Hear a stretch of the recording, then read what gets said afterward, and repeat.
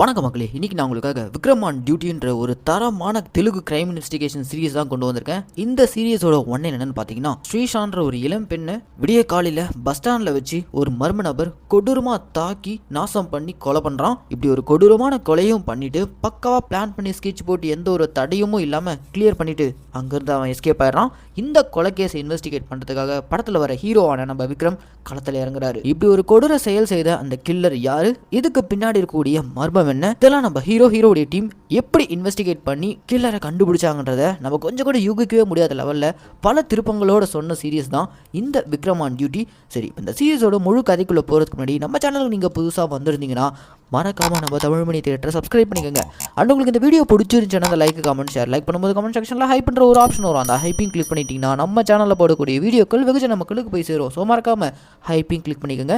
சரி வாங்க, இப்போ நம்ம இந்த சீரிஸோட முழு கதைக்குள்ள. வணக்கம் மக்களே, இன்னைக்கு நான் உங்களுக்காக விக்ரம் ஆன் டியூட்டின்ற ஒரு தரமான தெலுங்கு கிரைம் இன்வெஸ்டிகேஷன் சீரிஸ் தான் கொண்டு வந்திருக்கேன். இந்த சீரிஸோட ஒன்னு என்னன்னு பாத்தீங்கன்னா, ஸ்ரீஷான்ற ஒரு இளம் பெண்ணை விடிய காலையில பஸ் ஸ்டாண்ட்ல வச்சு ஒரு மர்ம நபர் கொடூரமா தாக்கி நாசம் பண்ணி கொலை பண்றான். இப்படி ஒரு கொடூரமான கொலையும் பண்ணிட்டு பக்காவா பிளான் பண்ணி ஸ்கெட்ச் போட்டு எந்த ஒரு தடையும் இல்லாம கிளியர் பண்ணிட்டு அங்கிருந்து அவன் எஸ்கேப் ஆயிடுறான். இந்த கொலை கேஸ் இன்வெஸ்டிகேட் பண்றதுக்காக படத்துல வர ஹீரோவான நம்ம விக்ரம் களத்துல இறங்குறாரு. இப்படி ஒரு கொடூர செயல் செய்த அந்த கில்லர் யாரு, இதுக்கு பின்னாடி இருக்கக்கூடிய மர்மம் என்ன, இதெல்லாம் நம்ம ஹீரோடைய டீம் எப்படி இன்வெஸ்டிகேட் பண்ணி கில்லரை கண்டுபிடிச்சாங்கன்றத நம்ம கொஞ்சம் கூட யூகிக்கவே முடியாத லெவல்ல பல திருப்பங்களோட சொன்ன சீரியஸ் தான் இந்த விக்ரம் ஆன் டியூட்டி.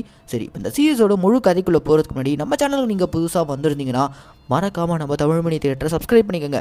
அண்ட் உங்களுக்கு இந்த வீடியோ பிடிச்சிருந்துச்சுன்னா அந்த லைக் கமெண்ட் ஷேர், லைக் பண்ணும்போது கமெண்ட் செக்ஷன்ல ஹைப் பண்ற ஒரு ஆப்ஷன் வரும். அந்த ஹைப்பிங் கிளிக் பண்ணிட்டீங்கன்னா நம்ம சேனல்ல போடக்கூடிய வீடியோக்கள் வெகுஜன மக்களுக்கு போய் சேரும். ஸோ மறக்காம ஹைப்பிங் கிளிக் பண்ணிக்கோங்க. சரி வாங்க, இப்போ நம்ம இந்த சீரிஸோட முழு கதைக்குள்ள போவோம். சீரிஸோட ஓப்பனிங் சீன்லேயே ஆந்திராவில் இருக்க கேசராமன்ற ஒரு ஊரை காட்டுறாங்க. அந்த ஊர்ல ஒரு விடிய காலையில ஒரு வீட்டில் ஐடியில் வேலை பார்த்துட்டு இருக்க ஸ்ரீஷான்ற ஒரு பொண்ணை காட்டுறாங்க. விடிய காலையிலே கிளம்பி ஹைதராபாத் போறாங்க. வீக்கெண்ட் ஆனா ஊர்ல இருக்க இவருடைய தாத்தாவை பார்க்கறதுக்காக வந்துருவாங்க. இப்போ வீக்கெண்ட் முடிஞ்சதும் திரும்பவும் ஹைதராபாத் போறதுக்காக விடிய காலையில எழுந்திரிச்சு கிளம்பும்போது தான் தாத்தா கிட்ட, தாத்தா நெக்ஸ்ட் டைம் 1 வீக் லீவ் போட்டு வந்து உங்க கூட இருக்கேன், இப்போ போயிட்டு நான் அடுத்த வாரம் வந்துடுறேன், அது வரைக்கும் நீங்க பத்திரமா இருந்துக்காக அப்படின்ற மாதிரிலாம் சொல்லிட்டு வீட்டுல இருந்து விடிய காலையில பேக் எல்லாம் எடுத்துட்டு கிளம்புறா. அவங்க தாத்தாவும், தனியாவா போற, நான் வேணா பஸ் ஸ்டாண்ட் வரைக்கும் வரட்டுமா அப்படின்ற மாதிரி கேட்க, அதெல்லாம் ஒன்றும் வேணாம் தாத்தா, நீங்க ரெஸ்ட் எடுங்க, நான் தனியாவே போய்க்கிறேன், ஒன்றும் பிரச்சனை இல்லை, நம்ம ஊர் தானே அப்படின்ற மாதிரி சொல்லிட்டு இவங்க பேக் எடுத்துட்டு நேரா இப்போ பஸ் ஸ்டாண்டை நோக்கி நடக்கிறாங்க. அப்படியே போய் இவங்க பஸ் ஸ்டாண்டுக்கு ரீச் ஆனதும் அந்த பஸ் ஸ்டாண்ட்ல ஒரு காக்கா கூட இல்லைங்க. இவங்க மட்டும் தான் தனியா நின்றுட்டு இருக்காங்க. இவங்க இப்படி அந்த பஸ் ஸ்டாண்ட்ல பஸ்ஸுக்காக வெயிட் பண்ணிட்டு இருக்கும்போது அந்த இடத்துல பஸ் ஸ்டாண்ட்ல கிளீன் பண்ணிட்டு இருக்க ஸ்வீப்பர் லேடி வந்து ஸ்ரீஷாவை பார்த்து, என்னம்மா நீ தனியா நின்றுட்டு இருக்க, எங்க போகணும் அப்படின்ற மாதிரி கேட்க, நான் இந்த மாதிரி ஹைதராபாத் போகணும், ஹைதராபாத் பஸ்க்காக வெயிட் பண்ணிட்டு இருக்கேன். ஏமா குள்ளூர்ல நின்றுட்டு இருக்க, அங்க ஓரமா நிக்குது பாரு, அது ஹைதராபாத் போற பஸ் தான், போய் சீட்ல உட்காருமா, கொஞ்ச நேரத்துல பஸ் எடுத்துருவாங்க அப்படின்ற மாதிரி இந்த ஸ்வீப்பர் லேடி சொல்ல, சரி ஓகேக்கான்னு சொல்லிட்டு இந்த ஸ்ரீஷாவும் அங்க ஓரமா நின்றுட்டு இருக்க அந்த பஸ்ஸுக்குள்ள போயிட்டு உட்காடுறாங்க. அப்படி இவங்க தனியா அந்த பஸ்ஸுக்குள்ள உட்காந்துட்டு இருக்கும்போது திடீர்னு பாத்தீங்கன்னா அந்த பஸ்ஸோடைய பின் சீட்ல இருந்து மாஸ்க் போட்ட ஒரு மர்ம நபர் எந்திரிக்கிறான். அவன் அப்படியே இப்போ நேரா அந்த பஸ்ஸுக்குள்ள தனியா உட்காந்துட்டு இருக்க ஸ்ரீஷாவை நோக்கி வரான். தனக்கு பின்னாடி யாரோ வந்துட்டு இருக்காங்கன்னு சொல்லிட்டு ஃபீல் பண்ண ஸ்ரீஷா அப்படியே திரும்பி பார்க்கும்போது அங்க பின்னாடி நடந்து வந்துட்டு இருந்தா அந்த மர்ம நபர் இருக்கால, அவன் கையில ஒரு கண்ணாடி பாட்டில் வச்சிருக்கான். அந்த பாட்டிலால ஸ்ரீஷா தலையில ஒரே அடி. அவ்வளவுதாங்க, ஸ்ரீஷா மயங்கி கீழே விழ அவள் அப்படியே அந்த பஸ்ஸோடைய கார்னருக்கு தரன்னு இழுத்துட்டு போயிட்டு கொடூரமா அடிச்சு ரத்த வெள்ளத்திலே அந்த பஸ்ஸுக்குள்ளே வச்சு நாசம் பண்ணி அப்படியே ரத்த வெள்ளத்துல விட்டு போறான். கொஞ்ச நேரம் கழிச்சு அந்த பஸ் ஸ்டாண்ட்ல கிளீன் பண்ணிட்டு இருந்த அந்த ஸ்வீப்பர் லேடி இருக்காங்களே, அவங்க அந்த பஸ்ஸுக்குள்ள வந்து பாக்குறாங்க. உள்ள வந்து பார்த்தா பஸ் முழுக்க ஒரே ரத்தம் தெரிச்சிருக்கு. இந்த பஸ்ஸோடைய கார்னர்ல ரத்த வெள்ளத்துல ஸ்ரீஷா, அவங்க இன்னும் சாகல, அவங்களுடைய கை அசைகிறத இந்த ஸ்வீப்பர் லேடி பார்த்துட்டு உடனே போலீஸ் இங்க வாங்க அப்படின்ற மாதிரி கதறிக்கிட்டே அந்த பஸ்ஸை விட்டு ஓட, அப்படியே கட் பண்ணா பஸ்ஸுக்குள்ள அந்த நிலைமையில இருந்த ஸ்ரீஷாவை ஹாஸ்பிட்டல் கூட்டு வந்து சேர்த்தாங்க. ட்ரீட்மெண்ட் போயிட்டு இருக்கு. இந்த சம்பவம் அந்த ஊருக்குள்ள தீயா பரவி இருக்கு. இந்த ஊர்ல ஒரு பொண்ணுக்கு பாதுகாப்பு இல்லையா, யார் இப்படி பண்ணிருப்பா, போலீஸ் என்ன தூங்குகிறதா, இன்னும் அந்த கொலையாளியை கண்டுபிடிக்கலையா அப்படின்ற மாதிரி எல்லா பக்கமும் போலீஸ் டிபார்ட்மெண்ட்டுக்கு ப்ரெஷர் கொடுக்குறாங்க. இப்படி இருக்கும்போது தான் அந்த டிபார்ட்மெண்ட்ல டிஎஸ்பி என்ன சொல்றாருன்னா, இந்த கேஸை சீக்கிரமா முடிக்கணும், போலீஸ் டிபார்ட்மெண்ட்கே இது ஒரு சவாலான கேஸ், இந்த சம்பவத்தை பண்ண அந்த மர்ம நபரை யாருன்னு கண்டுபிடிக்கணும்னா அதுக்கு கண்டிப்பா ஹண்டை தான் கூப்பிட்டாகணும் அப்படின்ற மாதிரி டிஎஸ்பி சஸ்பென்ஷன்ல இருக்க விக்ரம்ன்ற ஒரு போலீஸை பத்தி தான் இவர் சொல்லிட்டு இருக்காரு. இப்போ அந்த விக்ரம் என்ன பண்ணிட்டு இருக்காருன்னு சொல்லிட்டு அப்படியே வீட்டுக்குள்ள காட்டுறாங்க. அவரோட வீட்டுல இருக்கக்கூடிய எல்லா வீட்டு வேலையும் அவர் தான் பார்த்துட்டு இருக்காரு. அது போக பயங்கர பயங்கர சிக்கனமான ஒரு பர்சன், செலவு எல்லாமே பார்த்து பார்த்து தான் பண்ணுவாரு. இப்படி ஒரு கேரக்டரா இருக்கக்கூடிய நம்ம விக்ரம் சில மாசங்களுக்கு முன்னாடி டிபார்ட்மெண்ட்டே கலக்கிற அளவுக்கு ஒரு நேர்மையான போலீஸ் அதிகாரியா இருந்திருப்பாரு. ஆனா லாஸ்டா இவர் டீல் பண்ண கேஸ்ல ஒரு சம்பவம் நடந்தது. இவரால ஒருத்தன் இறந்து போயிடறான். அந்த ஒரு பர்டிகுலர் கேஸ்னால நம்ம ஹீரோ இப்போ சஸ்பென்ஷன் ஆகி வீட்டில் உட்காந்துட்டு இருக்கான். இப்போ இந்த ஸ்ரீஷாவுடைய கேஸை ஹீரோ தான் எடுத்து இன்வெஸ்டிகேட் பண்ணி அந்த கல்பிரிட் யாருன்னு கண்டுபிடிக்கணும் அப்படின்ற மாதிரி டிபார்ட்மெண்ட் சைட்ல இருந்து டிஎஸ்பி நம்ம ஹீரோக்கு கால் பண்ணி உடனடியா நீ என்ன வந்து பாரு அப்படின்ற மாதிரி கால் பண்ணி கூப்பிட்டு இருக்காரு.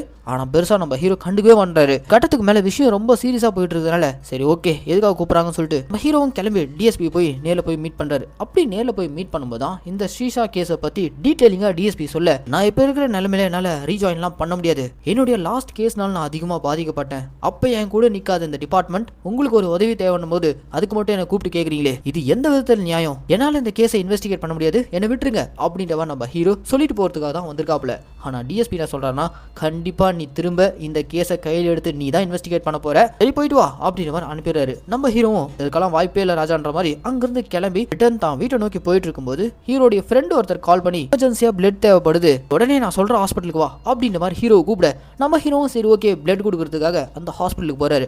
அந்த ஹாஸ்பிட்டலுக்கு போனா வெளியில ஃபுல்லா ஷீஷாவுடைய கேஸ் பத்தி தான் பரபரப்பா போயிட்டு இருக்கு.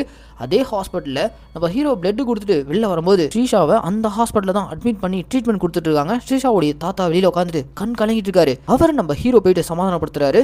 அப்ப அந்த பெரியவர், எனக்குன்னு இருந்த ஒரே சொந்தம்பா என் பேத்தி, இந்த நிலைமையில என் பேத்தியை பார்க்க என்னால முடியல. அவ இதுல இருந்து உயிரோட தேறி வெளியே வந்தாலும் இதுக்கப்புறம் அவளுடைய எதிர்காலம் எனக்கு எப்படி இருக்குன்னு தெரியல. எனக்கு இருக்க ஒரே வருத்தம் என்னன்னா, அவளை இந்த அளவுக்கு நாசம் பண்ணி நடமாட முடியாத அளவுக்கு போட்டுட்டு போன அந்த அரக்க இன்னும் சுதந்திரமா வெளியில சுத்திட்டு தானே இருக்கான். எனக்கு மட்டும் வயசாகாம தெம்பு இருந்துச்சுன்னா அவனெல்லாம் விட்டு வைக்கவே மாட்டேன்பா. எங்க இருந்தாலும் தேடி கண்டுபிடிச்சு சங்க இருக்காம விட மாட்டேன்பா அப்படின்ற மாதிரி இந்த வயசானவர் ஒரு மாதிரி கொந்தளிச்சு பேச இதெல்லாம் கேட்டு இருக்க நம்ம ஹீரோக்குள்ள, சே இப்படி ஒரு நிலைமையில நம்ம இன்னும் இந்த கேஸை கையில் எடுக்காம இருக்கிறது பெரிய தப்பா ஃபீல் பண்ணி சரி ஓகேன்னு சொல்லிட்டு அடுத்த சீன்ல நம்ம ஹீரோ டிஎஸ்பி கால் பண்ண, எனக்கு தெரியும் விக்ரம் நீ கண்டிப்பா கால் பண்ணுவேன்னு, ஆனா இவ்வளவு நேரம் எடுத்துருக்க வேணாம், சரி சீக்கிரம் வந்து டியூட்டில ஜாயின் பண்ணுன்ற மாதிரி கூப்பிட நம்ம ஹீரோவும் கிளம்பி போறாரு. ரொம்ப மாசம் கழிச்சு யூனிஃபார்ம் எல்லாம் போட்டுட்டு டைட்டிலுக்கு ஏத்த மாதிரி விக்ரம் ஆன் டியூட்டின்ற மாதிரி நேரா டிஎஸ்பி ஆபீஸ் போனா அங்க அந்த டிஎஸ்பி கையில ஒரு லெட்டர் வச்சுட்டு, சாரிப்பா அந்த பொம்பளை நீ திரும்ப யூனிஃபார்ம் போடக்கூடாதுன்னு சொல்லிட்டு கோர்ட்ல ஸ்டே ஆர்டர் வாங்கியிருக்காங்க, உன்னால இப்போதைக்கு டிபார்ட்மெண்ட்ல ஜாயின் பண்ண முடியாது அப்படின்ற மாதிரி சொல்ல, அவ்வளவுதாங்க அந்த இடத்துல நம்ம ஹீரோ ஒரு மாதிரி உடஞ்சு போயிறாரு.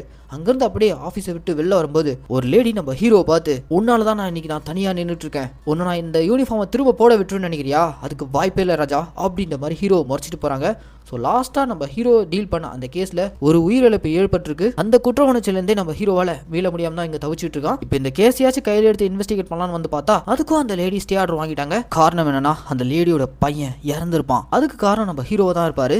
அந்த ரத்தக்கரையை நம்ம ஹீரோ கையை விட்டு இன்னும் போலன்னு சொல்லிட்டு ஹீரோ அந்த கில்ட்டி ஃபீலிங்லேயே இருக்க இங்கே எபிசோட் 1 முடிக்கிறாங்க. இப்போ அப்படியே எபிசோட் 2 ஆரம்பத்தில் அதே கேஷாராம்ன்ற அந்த ஊருடைய போலீஸ் ஸ்டேஷனுக்கு ஒரு நபர் வந்து, என் தம்பியை சில வாரங்களாவே ஆளை காணோம், அவனுடைய பேர் அசோக், அவன் கூட எப்பவுமே சிவகுமார்னு ஒருத்தர் கூட சுத்திட்டு இருப்பான், இல்ல மாசங்களுக்கு முன்னாடி தான் இவங்க 2 பேரும் ஜெயிலிருந்து வெளில வந்தாங்க, அதுக்கப்புறம் இவங்க 2 பேருக்கு என்ன ஆச்சுன்னு தெரியல, தயவு செஞ்சு என் தம்பியை கொஞ்சம் கண்டுபிடிச்சு கொடுங்க அப்படின்ற மாதிரி ஒரு நபர் அசோக்ன்ற நபரை தேடி கண்டுபிடிங்கிற மாதிரி கம்ப்ளைண்ட் கொடுத்துட்டு போக, அப்படியே கட்டினா இந்த பக்கம் வீட்டுல முடங்கி கிடக்கிற நம்ம ஹீரோ காட்டுறாங்க. இவரா விருப்பப்பட்டு திரும்ப டிபார்ட்மெண்ட்ல ஜாயின் பண்ணி அந்த ஷீஷாவுடைய கேஸை இன்வெஸ்டிகேட் பண்ணி கொலைகாரன் யாருன்னு கண்டுபிடிக்கலான்னு பார்த்தா, ஆனா அதுக்கும் இப்போ வழி இல்லாம வீட்லயே உட்காந்துட்டு இருக்குமே சொல்லிட்டு ஃபீலிங்ல இருக்கும்போது அங்க ஹீரோவுடைய அம்மா வந்து, நம்ம வாழ்க்கையில சில நேரங்கள்ல இப்படிதான் அடுத்து நம்ம என்ன பண்றதுன்னு தெரியாம நம்மள ஒரு இடத்துல உட்கார வச்சிரும், ஆனா இந்த ஒரு சிச்சுவேஷன்ல நம்ம மொத்தமா முடங்கி போயிடக்கூடாது, நம்மளால முடிஞ்ச அளவுக்கு நம்மளை சுத்தி இருக்கக்கூடிய பிரச்சனையை சரி பண்ண தான் பார்க்கணும் அப்படின்ற மாதிரிலாம் வந்து வைஸா அட்வைஸ் பண்ணிட்டு போக, அடுத்த சீன்லயே நம்ம ஹீரோவை திரும்பவும் டிஎஸ்பி கூப்பிடுறாரு. டிஎஸ்பி நம்ம ஹீரோவை கூப்பிட்டதுக்கு காரணம், இப்போதைக்கு உங்களால டிபார்ட்மெண்ட்ல தான் ஜாயின் பண்ண முடியாது,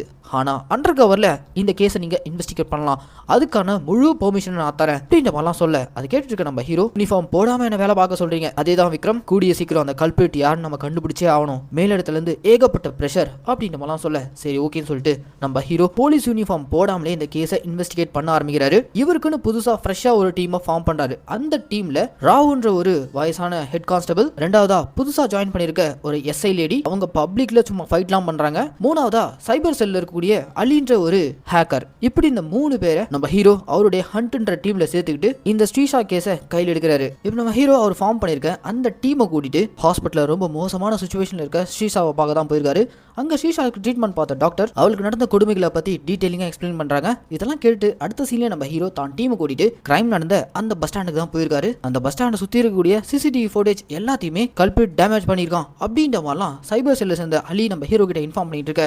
3 சிசிடிவில 4ஆவதா ஒரு கேமரா இருக்கு அப்படின்ற மாதிரி பஸ் ஸ்டாண்ட் ஆப்போசிட்ல எம்எல்ஏ கெஸ்ட் ஹவுஸ் இருக்கு. அந்த கெஸ்ட் ஹவுஸ் கார்னர்ல சிசிடிவி கேமரா இருக்கு. அந்த ஃபுட்டேஜை கலெக்ட் பண்ணிட்டு வா அப்படின்ற மாதிரி ஹீரோ சொல்லி அனுப்புறாரு. அதுக்கப்புறம் அங்க இருக்கவங்க எல்லாரையும் விசாரிக்கிறாரு. சிசிடிவி ஃபுட்டேஜ் வந்ததும் சம்பவம் நடந்த அன்னைக்கு விடிய காலையில என்ன நடந்துச்சுன்னு சொல்லிட்டு அந்த ஃபுட்டேஜை பார்த்துட்டு இருக்காங்க. அப்படி அந்த ஃபுட்டேஜை பார்த்துட்டு இருக்கும்போது விடிய காலையில ஷீஷா அந்த பஸ் ஸ்டாண்ட்ல தனியா நின்றுட்டு இருக்கும்போது அந்த ஸ்வீப்பர் லேடி வந்து சொன்னதுக்கு அப்புறம் அந்த ஹைதராபாத் பஸ்ல போயிட்டு ஏறி உட்காந்துருப்பாங்கல்ல, அது எல்லாமே ஃபுட்டேஜ்ல கவர் ஆயிருக்கு. ஷீஷா மட்டும் தான் அந்த பஸ்ல ஏறுற மாதிரி இருக்கும். அதுல இருந்து வேற யாரும் இறங்கின மாதிரியே இருக்காது. ஒருவேளை அந்த கல்பிரிட் ஆல்ரெடி அந்த பஸ்ஸுக்குள்ள இருந்திருக்கணும். லாஸ்டா ஷீஷாவை பார்த்தது யாரு அப்படின்ற மாதிரி விசாரிக்கும் போது தான் அங்க பஸ் ஸ்டாண்ட்ல பெருகிட்டு இருந்த அந்த ஸ்வீப்பர் லேடி இருக்காங்களே, அவங்க நம்ம ஹீரோ இப்ப விசாரிக்கிறாரு. அப்படி விசாரிக்கும் போது தான் நான் தான் சார் கடைசியா அந்த பொண்ணை பார்த்தேன், இங்க தனியா நின்றுட்டு இருந்தாங்க, குளிரா இருக்குன்னு சொல்லிட்டு நான் தான் அந்த பஸ்ல போய் உட்காரப்பான்னு சொன்னேன். அதுக்கப்புறம் கொஞ்ச நேரம் கழிச்சு அந்த பஸ்ஸுக்குள்ள போய் பார்க்கும்போது தான் அந்த பொண்ணுடைய நிலைமை இந்த அளவுக்கு மோசமா இருந்துச்சு. நான் உடனே போலீஸ்க்கு இன்ஃபார்ம் பண்ணிட்டேன், எனக்கு வேற எதுவுமே தெரியாது அப்படின்ற மாதிரிலாம் சொல்ல. இதெல்லாம் நம்ம ஹீரோ கேட்டுட்டு இருக்கும் போதே ஷீஷா ஏறின அந்த பஸ் ஆக்சுவலா ஹைதராபாத் போற பஸ்ஸே கிடையாதான், அது டிப்போக்கு போக வேண்டிய பஸ் தான். அந்த ஸ்வீப்பர் லேடி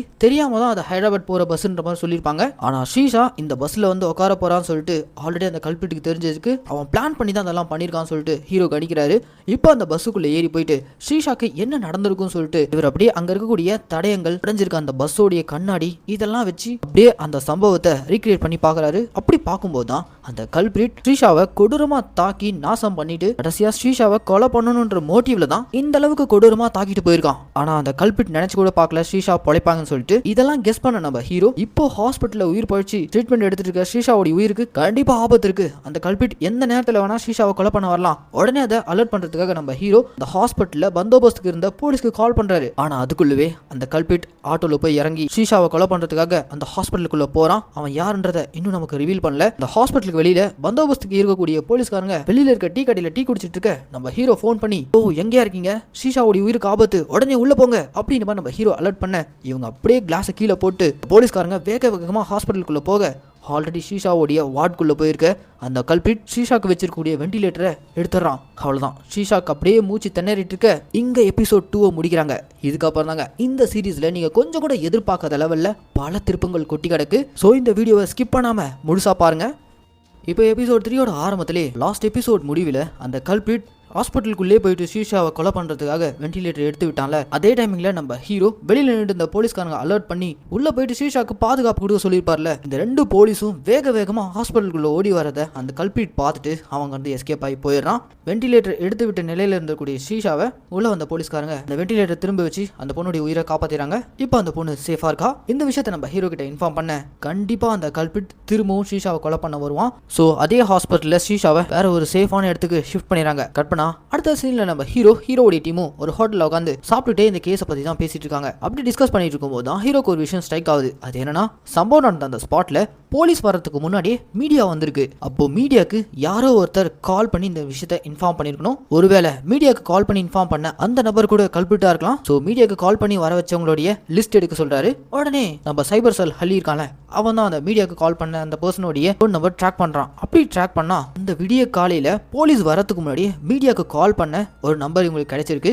அந்த நம்பருக்கு கால் பண்ணா ஃபோன் சுவிச் ஆஃப் ஆகியிருக்க அந்த ஃபோன் டீடைல்ஸ் அதெல்லாம் உடனே எடு. கண்டிப்பா அந்த மீடியாக்கு கால் பண்ண அந்த கல்பிரிட்டா தான் இந்த வேலையை பண்ணிருக்கணும். நான் ஷீஷாவை கொடூரமா நாசம் பண்ணிட்டு கொலை பண்ணிட்டு போகணுன்ற அந்த மோட்டோல தான் வந்திருக்கான். கல்பிரிட்டுக்கு முழுக்க ஷீஷா மேல பழி வாங்குற எண்ணம் தான் இருக்கு. ஸோ யார் அந்த கல்பிரிட் நம்ம கூடிய சீக்கிரம் கண்டுபிடிச்சாகணும். அதுக்கு நம்ம ஷீஷாவுடைய அக்கம் பக்கத்துல போயிட்டு விசாரிக்கணும் அப்படின்னு நம்ம ஹீரோ தன்னுடைய டீமை கூட்டிட்டு ஷீஷாவுடைய ஊரை நோக்கி போறாரு. அப்படியே அந்த ஊருக்கு போனதும் ஷீஷாவுடைய அக்கம் பக்கத்துல இருக்கவங்க கிட்ட எல்லாம் போயிட்டு ஷீஷா எப்படிப்பட்டவ, அவளுக்கு முன்விரோதம் யாராவது இருந்தாங்களா அந்த மாதிரிலாம் விசாரிக்கும் போது அக்கம் பக்கத்துல இருக்கவங்க எல்லாரும் ஒரே மாதிரி தான் சொல்றாங்க.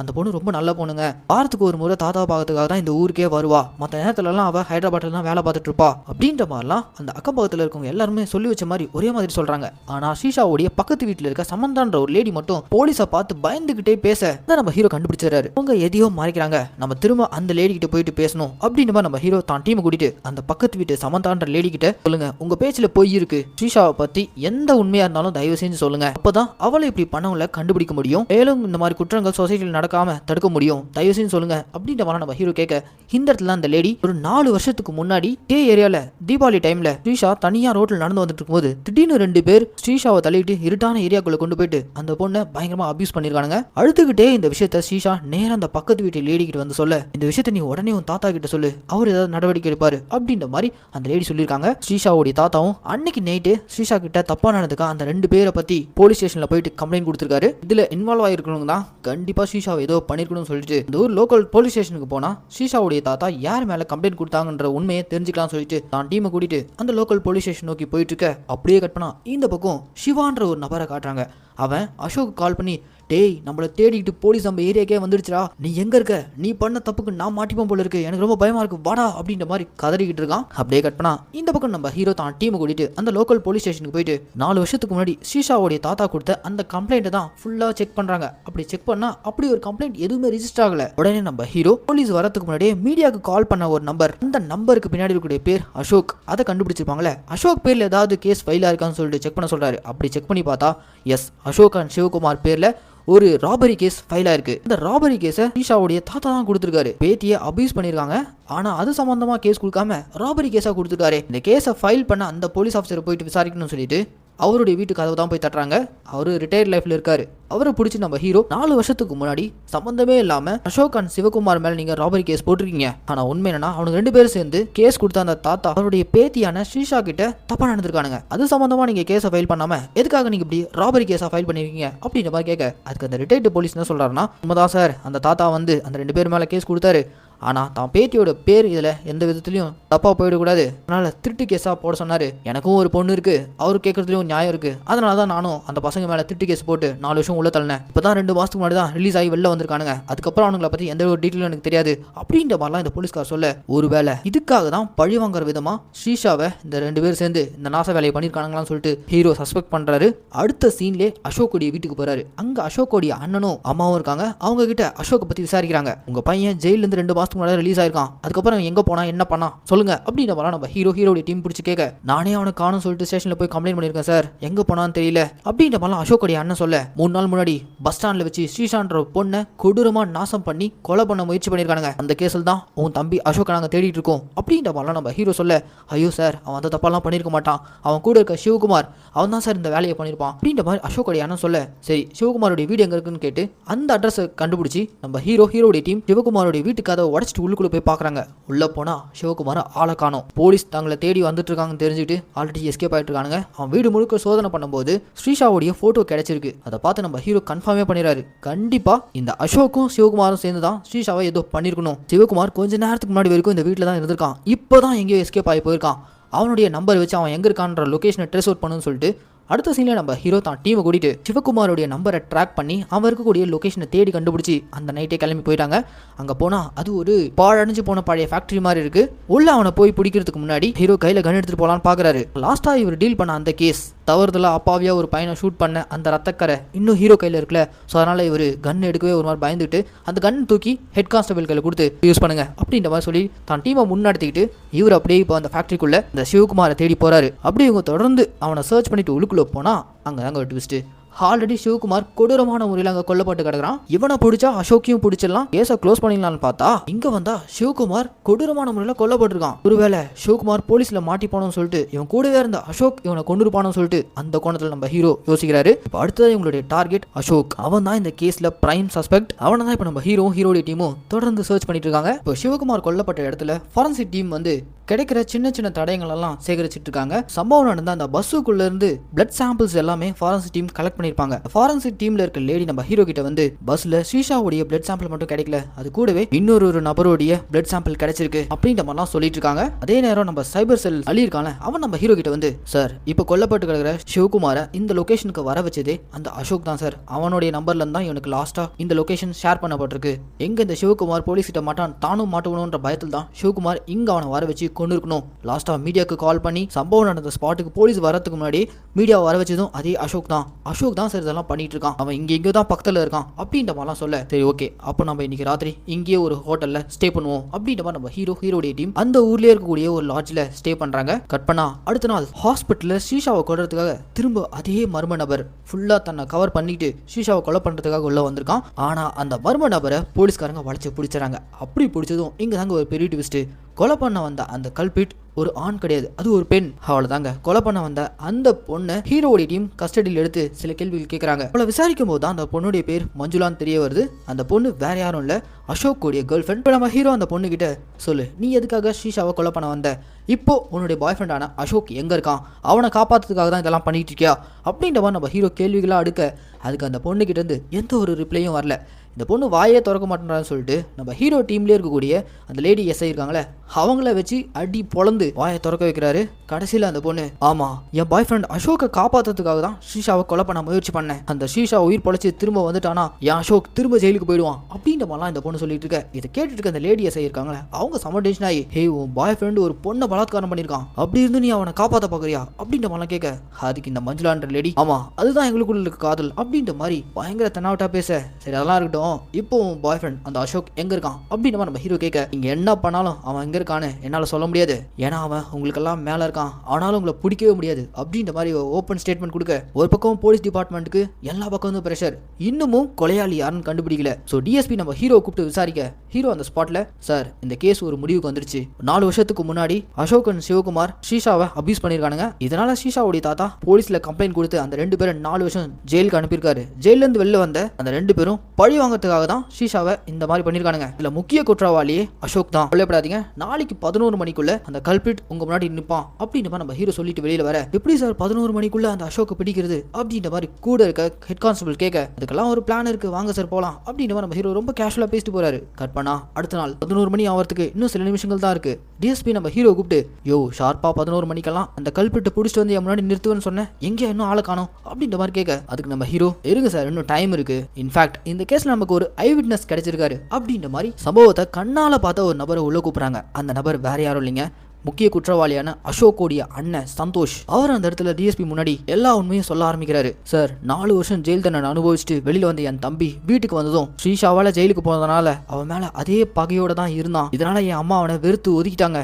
சம்பவம் நடந்த அன்னைக்கு வெடிய காலையில ஷிஃப்ட் முடிச்சுட்டு நான் பஸ் ஸ்டாண்ட் ஓரமா வந்துட்டு இருக்கும்போது கை முழுக்க ரத்தத்தோட ஒரு மாதிரி சைக்கோத்தனமா என் தம்பி என் முன்னாடி வந்து நின்றுட்டு இருந்தான். என்னடா பண்ணன்னு கேட்டா, என்ன 4 வருஷம் ஜெயில கழிதுன்னு வச்ச அந்த பொண்ணை பஸ்ல வச்சு கொடூரமா நாசம் பண்ணி கொலை பண்ணிட்டேன் அப்படின்னு மாதிரி சைக்கோத்தனமா சிரிச்சுக்கிட்டே சொன்னான். அப்பதான் எனக்கு புரிஞ்சுச்சு அவனுக்குள்ள அந்த பொண்ணு மேல எந்த அளவுக்கு வன்மை இருந்திருக்கு, ஒரு மாதிரி சைக்கோத்தனமா இருந்தான். என்னதான் இருந்தாலும் அவன் என் தம்பியா போயிட்டான், அதனாலதான் நான் இந்த விஷயத்த போலீஸ் கிட்ட கூட இன்ஃபார்ம் பண்ணல அப்படின்ற மாதிரிலாம் அசோக்குடைய அண்ணன் சந்தோஷ் ஒரு மாதிரி எமோஷனோட சொல்லிட்டு இருக்க, எல்லாம் ரைட்டியா, இப்போ அந்த அசோக் எங்க தான் இருக்கான் அப்படின்ற மாதிரி நம்ம ஹீரோவை பிடிச்சி டிஎஸ்பி கேட்க, ஒரு நிமிஷம் இருங்க சார் கூட்டு வரேன் அப்படின்ற மாதிரி இப்போ வீல் சேர்ல ஒருத்தரை உள்ளுக்குள்ள தள்ளிட்டு வராங்க. அதை பார்த்து ஒரு பக்கம் அசோக்குடைய கேர்ள் ஃப்ரெண்ட் துடிச்சு போக, உள்ள அசோக்குன்னு கூட்டு வர அந்த நபருடைய உடம்பு முழுக்க தீஞ்சு போயிருக்கு. எஸ், அசோக் உயிரோட இல்ல, ஆல்ரெடி இறந்து போயிட்டான். அப்படியே அந்த எபிசோட முடிக்கிறாங்க. அடுத்த எபிசோட்கான ஒரு சின்ன ட்ரெய்லரா அதுல முக்கிய குற்றவாளியான அசோக் செத்துட்டானா, இவனை யார் இப்படி பண்ணது, இதுக்கு பின்னாடி யார் இருக்கா அப்படின்னு நம்ம ஹீரோவை பார்த்து கேட்க, அந்த இடத்துல நம்ம ஹீரோ, அசோக் செத்ததால இந்த கேஸ் முடியல, இன்ஃபேக்ட் அசோக் செத்ததால் தான் இந்த கேஸ் ஓபன் ஆயிருக்கு, இது இன்னும் முடியல சார், இப்பதான் இது ஆரம்பிச்சிருக்கு அப்படின்னு நம்ம ஹீரோ சொல்ல, அப்படியே இந்த சீரிஸோட பார்ட் 2க்கு லீடு கொடுத்து முடிச்சிடறாங்க. அடுத்த எபிசோட் வந்தாதான் அசோக்கை யார் இப்படி பண்ணா, உண்மையிலேயே ஸ்ரீஷாவை அசோக் தான் நாசம் பண்ணி கொலை பண்ணானா, இல்ல இதுக்கு பின்னாடி வேற யாராவது இருக்காங்களா, அதுக்கான காரணம் என்ன, இது எல்லாத்தையுமே செகண்ட் சீசன்ல தான் சொல்லியிருப்பாங்க போல. கவலையே படாதீங்க, அது வெளியானதும் மிச்சம் இருக்க கதையை நம்ம சேனல்ல பாத்துருவோம். சரி மக்களே, இந்த சீரிஸ்க்கு நான் கொடுத்த வாய்ஸ் ஓவர் கண்டிப்பா உங்களுக்கு பிடிச்சிருக்கும் நான் நம்புறேன். இதே மாதிரி தொடர்ந்து நம்ம மினி தியேட்டர்ல ரிலீஸ் ஆகக்கூடிய படங்களெல்லாம் நீங்க பார்க்கணும்னு ஆசைப்பட்டீங்கன்னா மறக்காம நம்ம தமிழ் மினி தியேட்டர் சப்ஸ்கிரைப் பண்ணிக்கோங்க. அண்ட் இந்த வீடியோ உங்களுக்கு பிடிச்சிருந்தா லைக், கமெண்ட், ஷேர் இதெல்லாம் மறக்காம பண்ணிடுங்க. இதே மாதிரி ஒரு சூப்பரான தரமான படத்தோட நான் உங்களை நாளைக்கு வந்து சந்திக்கிறேன். Tata, bye bye.